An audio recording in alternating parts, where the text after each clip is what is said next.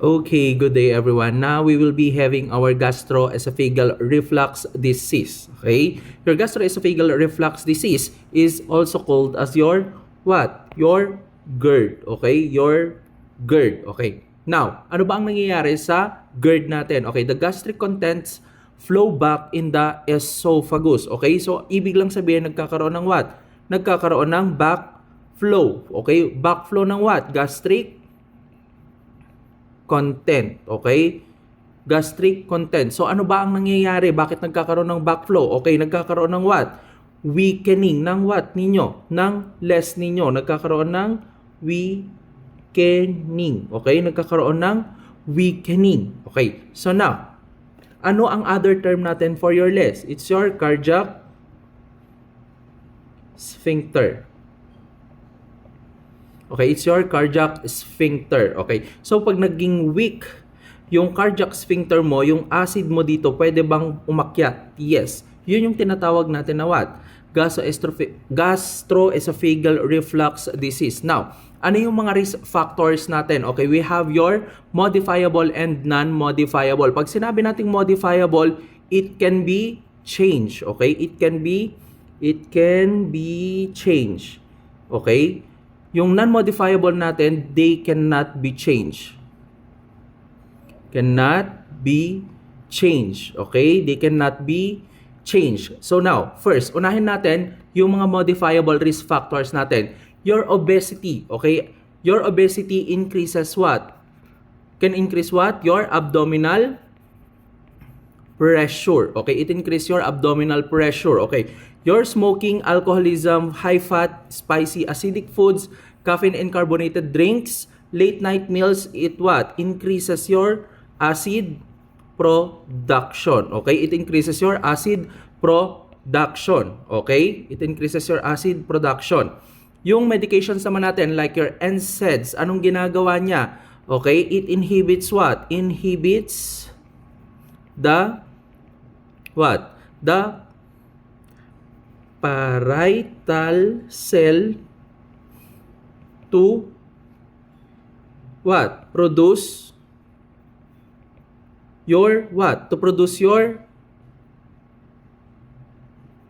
mucus or yung tinatawag natin na mucin. Okay? So ano bang ginagawa ng NSAIDs ninyo? It inhibits what? It inhibits the synthesis of your prostaglandin. Okay? Prostaglandin. Okay? Remember that your prostaglandin is needed by your what? Your cells. Ano yung cell na yon? Your goblet cell. Okay? Your goblet cell, okay, kailangan niya yung prostaglandin para mag-secrete ng what? Ng mucus ninyo. Yun yung tinatawag natin na mucin. Okay? So, ang mangyayari dyan, wala nang magpoprotect saan? Wala nang magpoprotect sa lining ng stomach ninyo. Okay? So, now, next medication is your calcium channel blocker. Anong ginagawa ng calcium channel blocker ninyo? It what? It relaxes your less. Okay? It relaxes your less. Okay? It relaxes your less. Okay? Nitrates, same. Okay? Nitrates, same. Okay? Your calcium channel blocker and your nitrates, nire-relax nila yung less ninyo or your cardiac sphincter. Okay? Yung anticholinergic medications naman natin, okay? Anong ginagawa niya dyan? Okay? Delayed gastric emptying. Okay? Delayed gastric emptying. Okay? So, yun yung nangyayari or yun yung mga modifiable risk factors ninyo. Now, we have your non-modifiable risk factors. Okay? So, age. Bakit age? Okay? Pag tumatanda, nagwi-weaken yung less natin. Okay? Weakened less. Ano yung less? Your lower esophageal what? Sphincter. Okay, yung pregnancy natin, it increases what? Abdominal pressure. Okay, hiatal hernia. Okay, nagkakaroon ng what? Nagkakaroon ng outpouching. Okay, and then your delayed gastric emptying. Now, na-expose yung patient nyo to your modifiable and non-modifiable risk factor. So, anong mangyayari? Pwede bang magkaroon ng weakening or incompetent yung lower esophageal sphincter nyo or your cardiac sphincter? Yes. And because of what? Increase intra-abdominal pressure, okay? The pressure pushes the stomach upward. Pag nangyari yon, the gastric content refluxes into your esophagus, causing your esophagitis. Okay? Esophagitis, from the word itis, it is the what? Inflammation. Okay? Inflammation of your esophagus. Okay? Inflammation of your esophagus. Now, ano yung makikita nating mga signs and symptoms pag may GERD yung isang pasyente? Okay? We have your what? Sour or bitter taste in the mouth. Okay? Medyo mapakla yung lasa. Okay? We have also your heartburn. Okay? Your heartburn is also called as your pyrosis. Okay? And then we have your acid regurgitation. Regurgitation, so ibig sabihin, umaangat. Okay? Umaangat yung acid. Okay? Nagbabackflow yung acid papuntang esophagus. We also have your dysphagia. Dysphagia is your what? Difficulty of swallowing. Okay? And because of the acid regurgitation, okay, mahapdi ba yan? Yes, pwede mag-cause yan ng chest pain ninyo. Pwede rin ba mag-cause ng chronic cough? Yes, if chronic na yung GERD ninyo. And also, what? Dahil umakyat yung acid, pwede bang masira yung what? Yung lalamunan ninyo? Yes, kaya nagkakaroon ng hoarseness of voice. Okay? Kaya nagkakaroon ng hoarseness of voice. Okay. Now, ano yung mga alarm symptoms natin na kailangan nating i-report sa physician natin? Okay? Pag nagkaroon ng what? Pag nagkaroon ng weight loss. Okay? Pag nagkaroon ng weight loss. Ano pa? Pag nagkaroon ng hematemesis. Okay? Pag sinabi kasi nating hematemesis, okay, fresh blood saan? Sa vomiting. Okay? Okay? Or sa vomitus ninyo. Okay, melena, black, tarry, stool. Okay, black tarry stool. We also have your progressive dysphagia. Okay, pag sinabi natin progressive dysphagia, okay, nagpro-progress yung what? Yung difficulty of swallowing ninyo. And then we have your anemia. Okay, so yan yung pwede nyong makita if your patient has what? Your gastroesophageal reflux disease. Now, ano yung mga diagnostics na pwede nating gamitin? Okay? To treat or even to diagnose your what? Your GERD. First, we have your barium swallow or your upper GI series. Ito yung parang may pinapainom ka na gatas sa pasyente mo, and then after that, nag-undergo ng X-ray yung pasyente mo para makita yung what? Para makita yung esophagus. Okay? And then we also have your upper endoscopy. Okay? Pag sinabi nating upper endoscopy, yan yung naglalagay ka ng tubo or may pinapasok kang tubo saan? Sa bibig ninyo. Okay? Papuntang what? Papuntang esophagus. Okay? To what? To evaluate your mucosal lining if merong damage. Okay? Your upper endoscopy is the gold standard for complication. Pag sinabi nating gold standard para ma-detect yung what? Yung mga complications ng GERD natin. Bakit? Makikita niya if may gasgas yung esophagus, may nag-weaken yung what? Yung les ninyo, okay? Nagkaroon ng sliding ng stomach ninyo, tawag dito, tumaas yung stomach ninyo, okay? Causing your what? Causing your hiatal hernia. Okay. We also have your 24-hour esophageal pH monitoring. Okay. 24-hour esophageal pH monitoring. Okay. It what? Confirms the acid reflux. Okay. So, remember, ano ang normal gastric pH natin? Okay. Normal gastric pH. Okay. Ano yung normal gastric pH natin? It's 1 to 5. Okay. It's 1 to 5. Remember that. Okay. Now, sa treatment tayo, we have your what? Medication such as your proton pump inhibitors, okay? Or your PPI, okay? Your PPI, proton pump inhibitor. Ano ba ang ginagawa ng proton pump inhibitor natin? They inhibit what? They inhibit the production of your what? Production of your hydrochloric acid. Okay? So, yun yung ginagawa niya. Okay? Ano yung mga example ng mga gamot natin? Yung mga gamot natin na nag-e-end ng what? Prazole, okay? Prazole. We have your pantoprazole, we have your esomeprazole, lansoprazole, esomeprazole. Okay? So yan yung mga example ng proton pump inhibitors natin. Okay? We also have your histamine 2 receptor blocker. Okay? Histamine 2 receptor blockers. Okay? Anong ginagawa nila? Same. Okay? Inhibits the production of your what? Hydrochloric acid. By what? By blocking what? The histamine. Okay? Histamine 2 receptor. Bakit? Kasi ang histamine ninyo, yung histamine ninyo, they can increase what? The acid production. Okay? So, anong gagawin? Magbibigay ka ng histamine 2 receptor blocker para i-decrease yung acid production. Okay? So, ano yung mga example nito? Ano yung mga example ng mga gamot na to? Okay? Ano? Yung mga tidine ang last. Okay? Tidine. We have your famotidine, cimetidine, ranitidine. Okay? Yung mga yon. We also have your antacid, okay? Pag sinabi nating antacid, it neutralizes. Neutralizes what? Neutralizes the acid, okay? Or gastric acid, okay? Gastric acid. Okay, now, ano yung mga example ng antacid natin? We have your aluminum and we have your magnesium. Pag aluminum base yan, ano ang pinaka-common na side effect niya? Okay, pinaka-common side effect ng aluminum ninyo is your what? Your constipation. Okay? Kapag magnesium base naman, it's your diarrhea. Okay? It's your diarrhea. Okay. Meron ba tayong combination ng gamot na to? Yes. Anong tawag natin doon? It's your Almag. Okay? Example ng Almag ninyo is your Maalox. Okay? Bakit sila pinag-combine? To decrease yung side effect ng both medication. Okay? Kaya sila binibigay na what? Binibigay na combination. Okay? We also have your prokinetic medication. Anong ginagawa nila dito? It increases what? The gastric emptying. Okay? Para mabilis mawala yung food. Saan? Sa tiyan. Okay? Example ng prokinetic medication ninyo, it's your what? Your metoclopramide.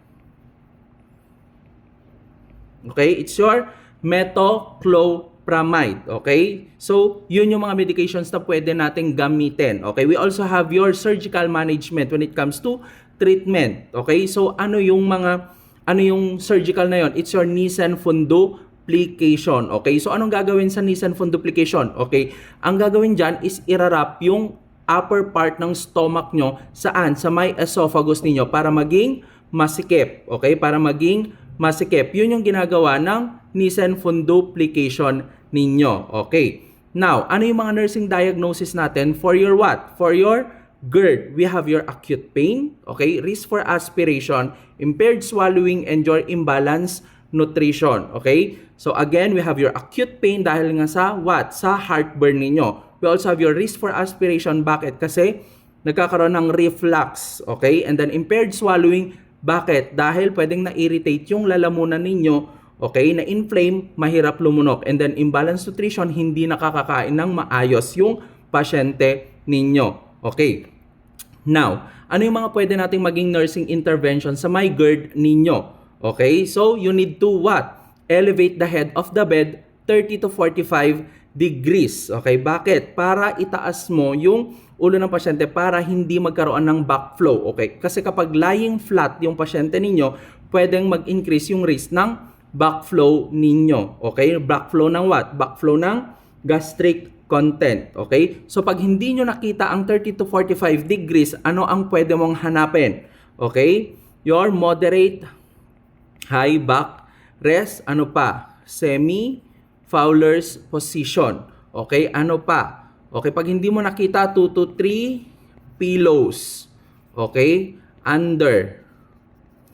Okay? Ano pa? Kung hindi mo makita yung mga yan. Okay?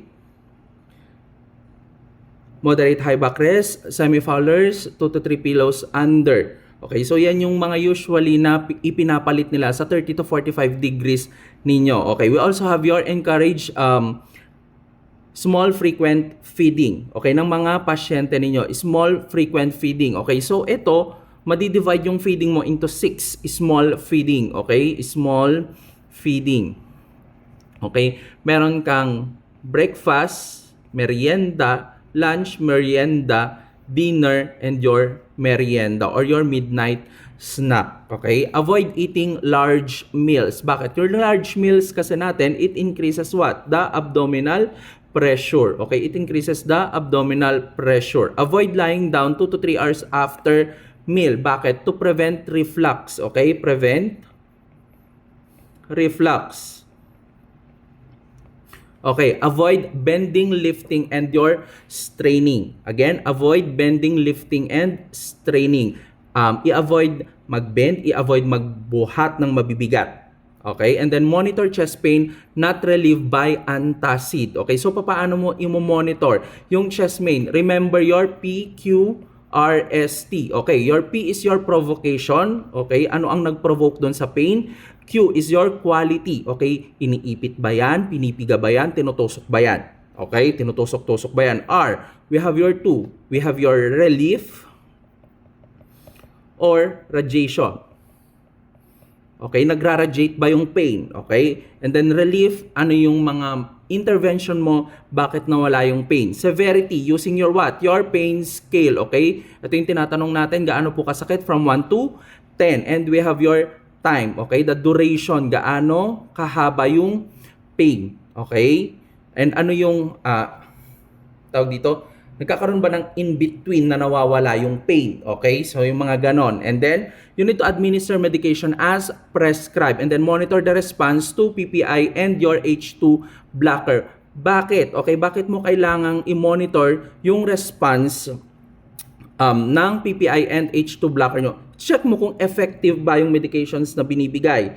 Okay? Yun lang yun. Okay? You need to check if effective yung mga binibigay na medications natin. And then, sleep on left side. Okay? Because of what? Anatomical position. Okay? Anatomical position. Bakit?